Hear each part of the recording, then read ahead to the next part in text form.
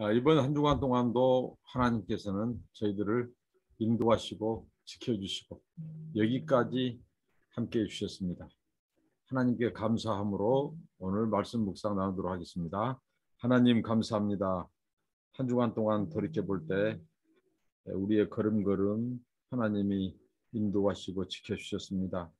우리에게 모든 필요한 양식을 공급하시고 채워주신 아버지 하나님, 날마다 하나님 앞에 기도로 시작하고 기도로 마치고 말씀을 묵상하고 주님의 뜻대로 살려고 인도해 주신 것을 감사합니다. 하나님, 오늘도 말씀하시고 깨닫게 하시고 주의 음성을 듣게 하옵소서. 우리의 갈 길을 인도하옵소서.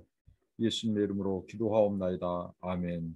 찬송입니다. 예수는 나의 힘이요, 예수는 나의 힘이요, 내 생명 대신이 그저 예수 떠나가면 체중에 빠지리. 눈물이 앞을 가리고 내 맘에 근심 쌓일 때 위로하고 힘주시리 주 예수. 예수는 나의 힘이요, 내 친구 되시니 그 은혜를 간구하면 풍성히 받으리. 햇빛과 비를 주시니 추수할 곡식 많도다.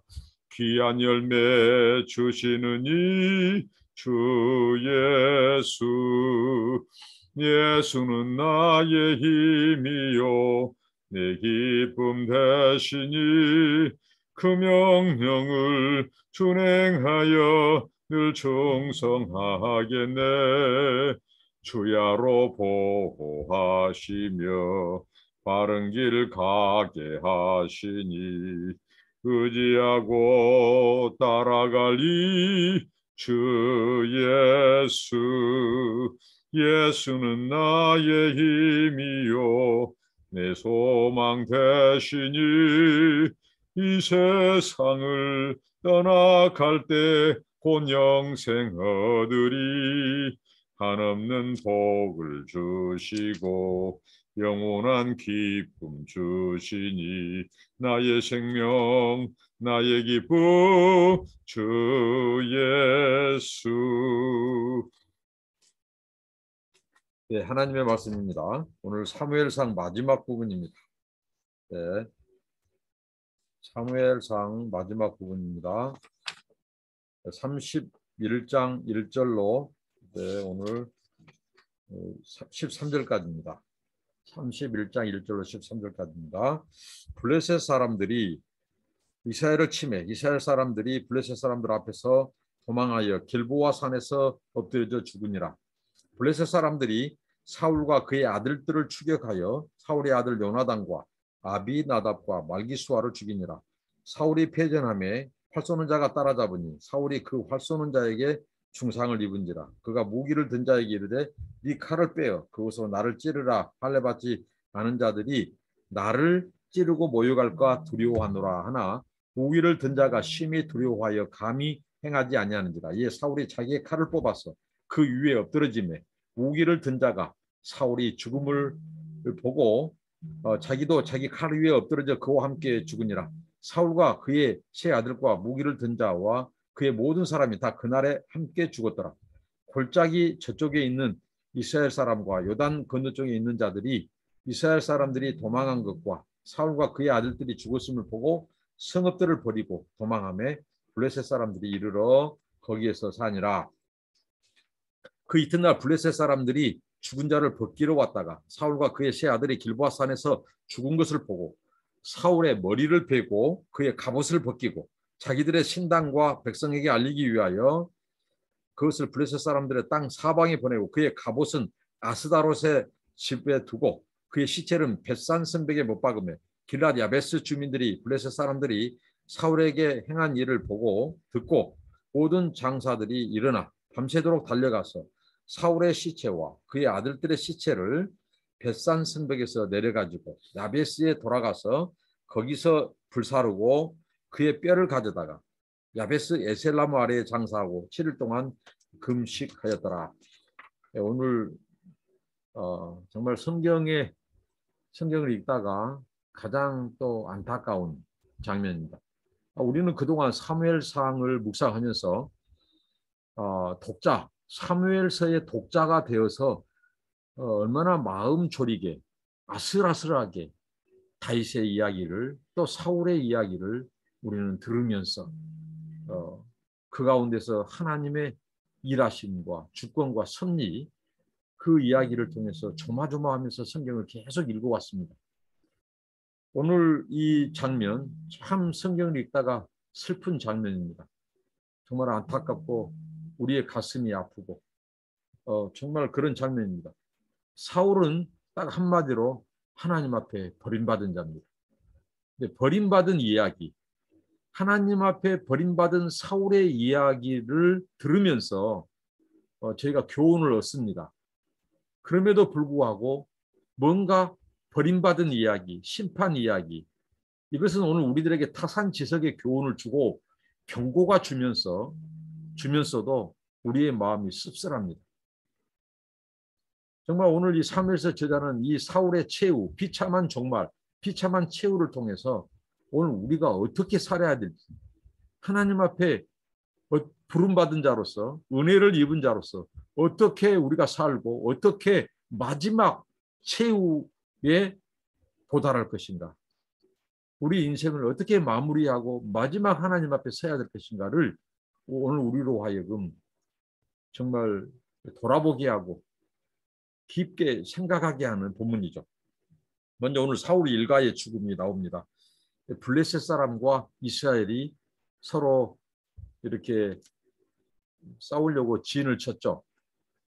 진을 쳤는데 여기서 하마터면 다윗이 이 블레셋 아기스 왕의 부름을 받고 망명 정치인 다윗이 이 전쟁에 참여해서 하마터면 자기 동족 하나님의 언약 백성과 전쟁을 할 뻔한 그런 위기 상황에서 하나님이 건져주셨고요. 대신 오늘 이 블레셋 사람들과 이스라엘은 마지막 전투, 사울의 마지막 이 죽음을 예고한 전투죠.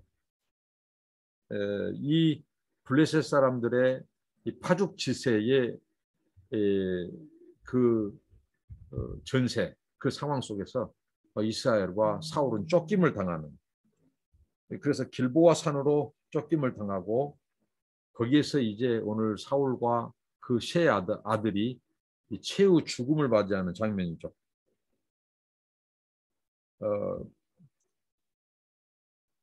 전쟁에서 승리, 전쟁에서 이기는 자는 삽니다. 그러나 전쟁에서 패배하는 자는 죽음으로, 죽음이 되어서 시체가 되어서 이제 최후를 맞이하는데요. 오늘 사울과 그의 세 아들이 오늘 길보아 산에서 함께 죽습니다.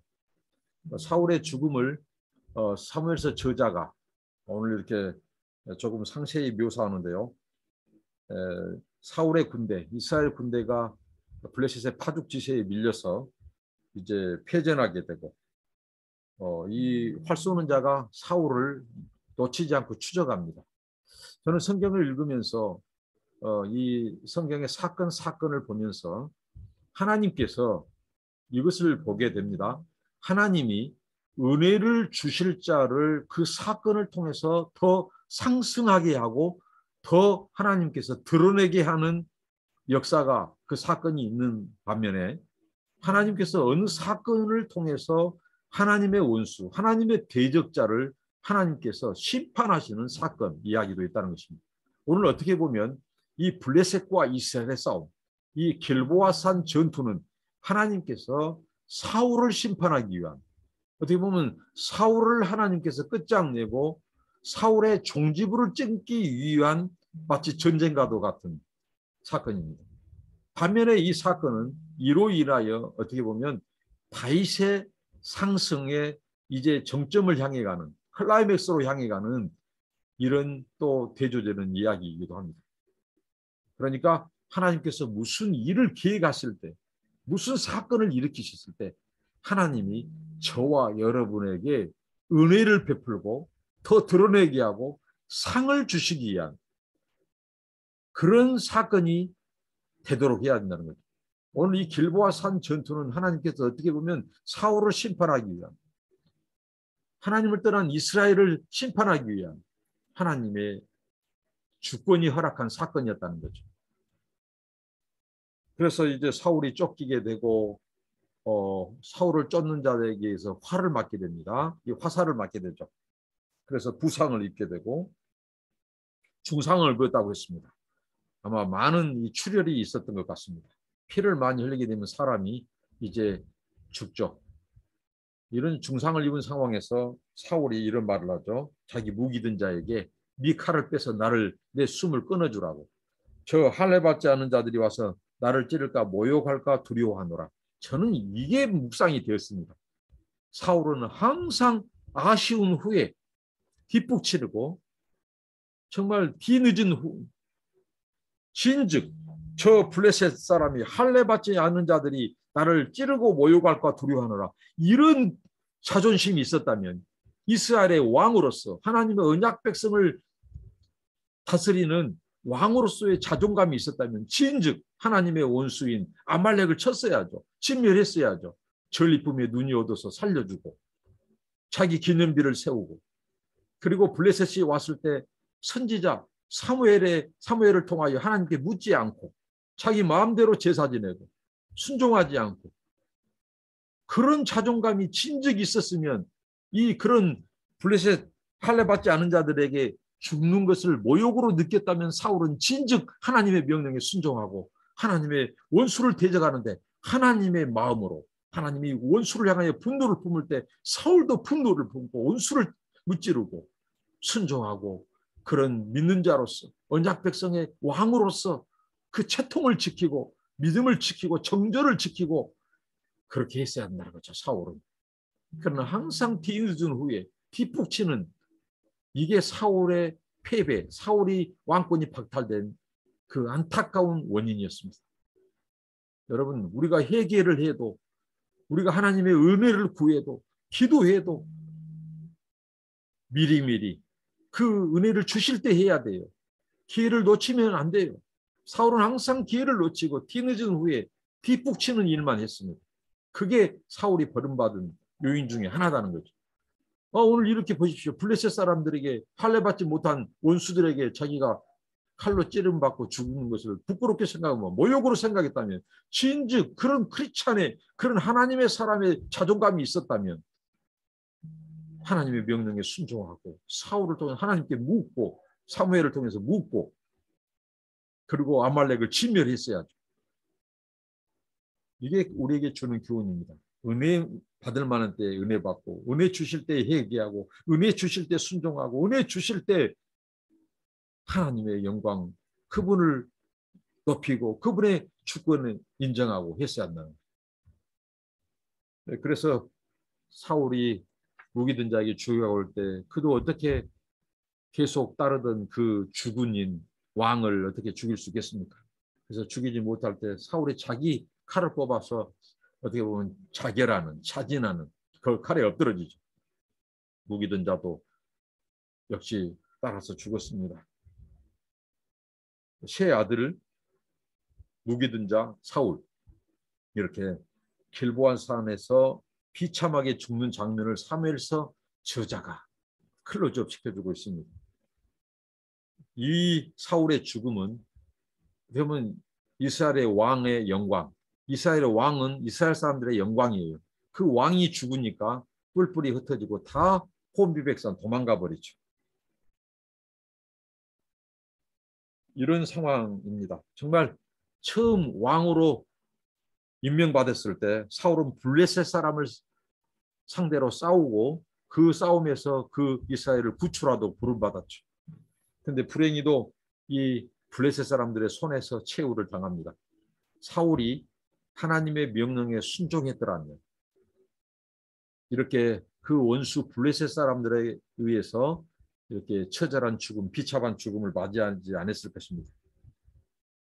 이 자신의 사명을 제대로 감당하지 못한 그 사울, 그때 처리해야 될 블레셋을 처리하지 못하고 그것이 곧 부메랑이 되어서 자기를 죽이는, 자기를 찌르는, 자기 이스라엘을 이렇게 패배시키는 그 장면으로 돌아왔습니다. 여러분, 우리 안에 영적인 블레셋을 처리하지 못할 때 언제나 그것은 우리에게 부메랑이 되어서 나중에 우리를 넘어뜨리고 죽이고 패배시키는데 요인으로 찾아올 수 있다고 하는 사실을 우리가 교훈으로 깨달아야 되겠습니다. 우리가 우리 안에 있는, 우리 내면에 있는 사울을 제거, 사울 죽이기, 우리 내면 안에 있는 블레셋을 죽이고, 우리 내면 안에 영적인 이 블레셋, 또 아말렉, 하나님의 원수, 또 우리의 원수, 우리의 이 죄악들, 우리의 쓴뿌리들, 이런 반복되는 습관적인 죄악들, 이런 것들, 이 잔당, 잔재들을 제거하지 않으면, 사울이 블레셋을 제거하지 않았을 때 어떻게 했죠? 불순종하고 블레셋을 살려두었을 때 나중에 이 블레셋은 계속해서 사울을 발목 잡고 사울을 괴롭히고 이스라엘을 괴롭히고 끝내 블레셋에 의해서 이스라엘이 패배하고 사울이 길보아산에서 죽게 되는, 이렇게 이스라엘의 역사에 막이 내리는 장면입니다. 이런 참 결과를 우리가 보면서 정말 사울의 이 비참한 죽음, 우리에게 많은 것을 생각하게 하죠. 오늘 이 사울이 죽었고 그 다음에 이제 사울 일가에 대한 장례식이 이 후속 기사를 통해서 나오는데요. 이튿날 블레셋 사람들이 이제 이 전쟁에서 죽은 자들을 사사지 뒤지면서 거기에 살아있는 자들은 확인해서 죽이고, 그리고 그 소위 말한 적의 이 전리품들을, 그러니까 이 금속, 이 갑이 나가는 그런 금속 또는 칼, 또 여러 가지 이 좋은 전리품들을 취하기 위해서 죽은 사람들을 벗기러 오게 됩니다. 블레셋 사람들이. 그러다가 그들이 사울과 그 세 아들, 여기에 요나단이 있죠. 세 아들이 함께 죽은 것을 보고 그 중에서 사울의 머리는 베입니다. 사울의 머리를 베고 죽은 자를 어떻게 보면 참시하는, 시신을 훼손하는 이 머리를 베는 그 장면이 지금 묘사되고 있고요. 그의 갑옷을 벗깁니다. 그리고 그의 갑옷은 자기들의 신당과 백성에게 알리기 위하여 일종의 승리를 알리기 위해서 그들이 그 사울의 머리 갑옷을 이용하죠. 그래서 그 갑옷은 아스다롯의 집에 둡니다. 이 아스다롯은 당시 블레셋 또 시돈 지방의 사람들이 섬기던 우상이었죠. 근데 이것은 상징적이죠. 어떻게 보면 이스라엘의 왕의 시신이 이제 이방 신에 의해서 조롱당하는, 모욕당하는, 이들은 당시의 고대 근동에서는 바로 전쟁에서 승리하면 자기들의 신이 상대방의 신을 이겼다고 그들은 자랑하는 거죠. 어떻게 보면 자기들의 블레셋 사람들의 신, 다곤 신이라든가 오늘 이 시돈 지방의 이 아스다로, 이들의 신의 이름으로 전쟁했는데 자기들의 신이 이겼다고 지금 그렇게 전리품을 사울의 머리를 걸고 또 갑옷을 거기에 두고 사람들로 하여금 전시해서 보게 하는 전시 효과를 주는 거죠. 그런데 이스라엘이 패배하고 사울이 패배하고 불순종이 패배한 거지 하나님이 패배한 것은 아닙니다. 하나님이 한 번도 하나님은 패배하지 않으십니다. 이들이 이 앞에 사무엘서 초반부에 언약 이 법궤를 빼앗아 가서 다곤 신당에 두었을 때 어떻게 됐죠? 이 다곤 신상이 작살났죠. 하나님의 심판이 임해버렸죠. 그리고 또 그 블레셋의 5 지방에 하나님이 바로 이 재앙을 내렸죠. 하나님이. 그래서 그들이 혼쭐 났습니다. 하나님이 패배한 거 아니에요. 이것도 하나님이 패배한 거 아니에요. 이스라엘과 불신앙, 불순종한 이 사울에 대한 심판이죠. 그래서 그들이 이제 사울의 머리는 또 시체는 이 벳산 성벽에 이제 시체는 걸고 몹을 박아서 전시했고요. 그래서 방금 이 전시 효과, 그래서 자기들이 이겼다, 승리했다, 대승했다, 사울과 이스라엘이 패배했다, 이것을 사람들한테 보여주는 거죠. 이 소식을 길르앗 야베스 주민들이 듣습니다.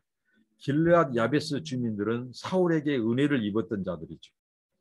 이들이 시체를 수습하기 위해서 그 먼 길을 그들이 몰래 은밀히 이 용사들을 뽑아가지고 시신을 수습으로 갑니다. 그래서 그 시신을 가져다가 이들이 이제 화장을 하죠.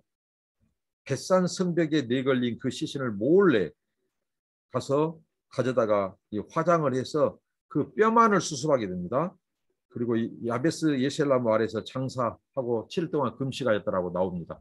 이 길르앗 야베스 사람들, 당시에 이스라엘 전통에서는 시신을 매장법이 활발했고 화장하는 경우는 드물죠. 그런데 시신이 너무 오래 부패했고 또 그대로 두었다가는 또 어떤 이 시신을 훼손할지 모르고, 그래서 그들은 급히 화장을 해서 뼈를 수습해서 가지고 와서 장사 지내주죠.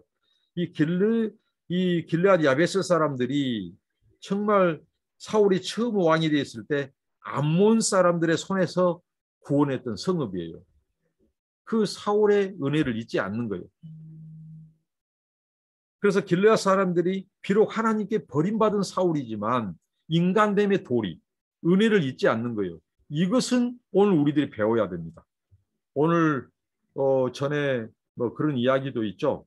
자살해서 죽은 사람, 특히 그가 신앙생활 했다가 너무 괴로워서 자살했다고 해서 장례를 치러주지 않는 교회나 그런 이 목사, 막 이런 그 이야기가 있었는데, 그것은 이 성경의 이 말씀에 비추어 보면 그것은 도리가 아닙니다. 비록 자살해서 그렇게 아프게 죽었을지라도 그 망자에 대한, 죽은 자에 대한 장례식을 치러줘야 됩니다. 그래야 하나님의 영광 가리지 않아요. 하나님을 믿는 사람들은 무정한 사람들이 아니 되어야 하는 거죠. 문명과 시대를 막론하고 하나님이 이 망자, 죽은 자들에 대해서 하나님께서 자비를 베푸는 자들을 하나님이 갚아주신 것이 역사의 교훈입니다. 오늘 이 길르앗 야베스 사람들의 선행, 다윗이 암몬 족속에서부터 길르앗 야베스 땅을, 그 성읍을 지켜줬을 때 그 은혜를, 이 사울이 지켜줬다고 하는 그 은혜를 잊지 않고 그의 시신을 아무도 수습하지 않을 때 그들이 목숨 걸고 가서 시신 수습해서 이 장례를 치러주죠. 이게 바로 인간됨의 도리고 우리 믿는 자들의 모습이야 한다는 거죠. 오늘 사울의 죽음, 잃어버린 나귀를 찾으러 나섰다가 하나님의 부름을 받고 왕이 된 사울, 처음 출발은 얼마나 준수하고 아름다웠습니다. 그런 사울이 오늘 최후에 너무 비참하게 죽습니다. 오늘 이것은 우리에게 교훈을 합니다. 성령으로 시작해서 육체로 망할까 조심하라. 정말 사울이, 순수한 청년 사울이, 아버지께 효도했던 그 사울이, 하나님께 부름을 받고 왕이 되었던 그 사울이 오늘 이렇게 처참하게 비참한 최후 종말을 맞이합니다. 오늘날 이게 한동안 명성을 떨쳤던 분들이 마지막에 욕심을 부려서 이 퇴직금, 전별금 문제를 가지고 정말 욕심을 부리고 추한 모습을, 뒷모습을 보여주고 추락하는 부분들이 많고, 또 이성에 넘어지고 쾌락과 명예에 넘어져서 평생 믿음대로 또 목회도 잘하고 살아오다가 마지막 그 모습이 안 좋은, 어떻게 보면 사울과 같이 최후를 맞이한 분들이 많은데 우리가 이것을 타산지석으로 삼아야겠습니다. 저와 여러분은 끝까지 성령으로 시작해서 성령으로 마치는, 성령으로 시작해서 육체로 마치지 않기를 바라는 것입니다. 끝까지 우리는 믿음을 지켜야 됩니다. 예수 믿는 믿음, 또 하나님의 이 백성 자녀로서의 그 품격, 그 자세, 흐트러지지 않는 모습으로 우리가 마지막 심판 날까지 주님 앞에 서는 그날까지 그런 저와 여러분들이 되시기를 바랍니다. 이 사무엘서를 통해서 이 사무엘서 저자는 이것을 강조했죠. 하나님의 주권, 죽이기도 하고 살리기도 하고 높이기도 하시고 하나님은 낮추기도 하신 그 주권의 하나님, 그 하나님이 오늘 이 사울의 죽음, 그 다음에 다윗의 상승을 통해서 우리에게 교훈합니다. 사울의 죽음은 한마디로 보세요. 하나님을 버렸기 때문에 하나님이 그를 버린 겁니다. 그리고 사울은 끝까지 자기 인생의 주인이 자기고 운명의 개척자가 자기고 하나님을 안중에도 없었습니다. 하나님을 배제했고 이용만 하려 했습니다. 하나님의 주권을 멸시했습니다. 그러나 반면에 다윗은 하나님의 주권을 높이고 인정하고 하나님께 기도하고 묻고 순종했던 사람입니다. 그 다윗은 승리하고 다윗은 차기 왕이 되고 사울은 쇠락하고 다윗은 상승하고 다윗은 승리하고 사울은 패배하고 이 비참한 종말을 맞이하게 됩니다.